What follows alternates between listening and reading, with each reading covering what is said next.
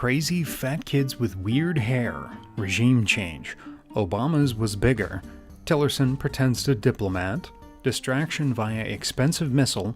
Learning to be okay with nuclear options. All this and more in your daily Trump damage report for Sunday, April 9th, 2017. Orange is definitely not the new black. Trump Deputy National Security Advisor K.T. McFarland has been told to step down after less than 3 months after being appointed previously to serve with the traitor Flynn, Bloomberg reports. No word yet as to whether or not she'll be requesting immunity during the ongoing investigation into the Trump administration's ties to Russia. Trump National Security Advisor Ryan McMaster, who replaced the traitor Flynn, said he is eager for regime change in Syria, Politico reports. While chemical weapons use and humanitarian concerns are definitely justification for action, let's bear in mind that the last idiot Republican administration's mission-accomplished approach that led us to spend trillions of dollars and 4,424 American soldiers dead. President Obama, in contrast to Trump, had a much bigger, more impressive plan to engage in targeted strikes in Syria, the Washington Post reports. Republican Congress critters at the time said that the planned strikes, which were larger and more expansive than Trump's, would have amounted to pinpricks. Those same Trumpist Republicans now praise Twitler's tinier strike as achieving a clear military objective, despite Assad using the same airbase within 24 hours to launch another attack. Captain Planet villain and Secretary of the Hollow State Rex Tillerson had a differing statement from the U.S. Ambassador to the United Nations Nikki Haley on the subject of Syria. Tillerson says that the Syrian people will decide Assad's fate, which is tantamount to saying we're staying out of it. Haley, in contrast, is saying Assad must go in what is fiery language in speeches to the UN, saying we do not see a peaceful Syria with Assad in there. Democratic Representative Ted Lieu says what we're all thinking on Bill Maher's show on Friday about the missile strikes in Syria.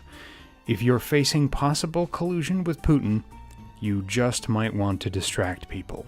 Trump said repeatedly during his campaign that he never settled lawsuits. He always fights them. He said in the March 2016 debate verbatim, "I don't settle cases."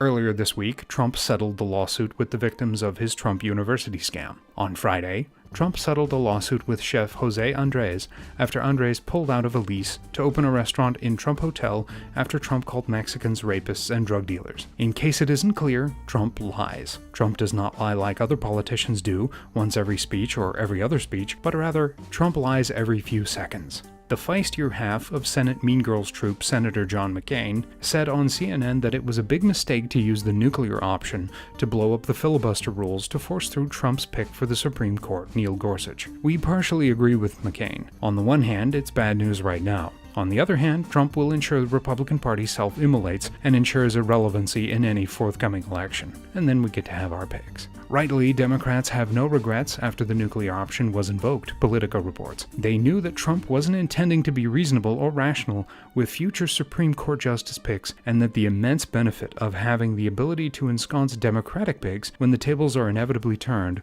will yield wonderful results.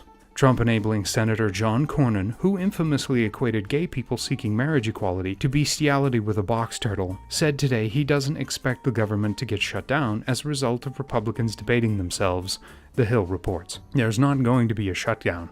I'm confident that we'll come up with something that everybody can live with, he said, with apparently no clear understanding as to the insanity of his own party. Hillary Clinton sat down for a 45-minute conversation with the New York Times on stage at Tina Brown's Women in the World Summit earlier in the week. In the interview, Hillary characterized the mindset of some Trump voters as, "I don't agree with him, I certainly don't approve of him, but he looks like somebody who's been president before," which unfortunately for America means Hillary still hasn't figured out why she lost. We would strongly recommend Hillary delete Jennifer Palmieri, Robbie Mook, and Nate Silver from her smartphone contact list and add Elizabeth Warren, Rachel Maddow, and Bernie Sanders, with a request that they explain to her in detail why it is she lost. Hint: it is not that she didn't look like someone who has not been president before. The person who won didn't look like anyone who's ever been president before, and the person she was running to follow didn't look like anyone who had ever been president before. Exit polls, of which there are a ton, could be something Hillary might want to take a glancing look at.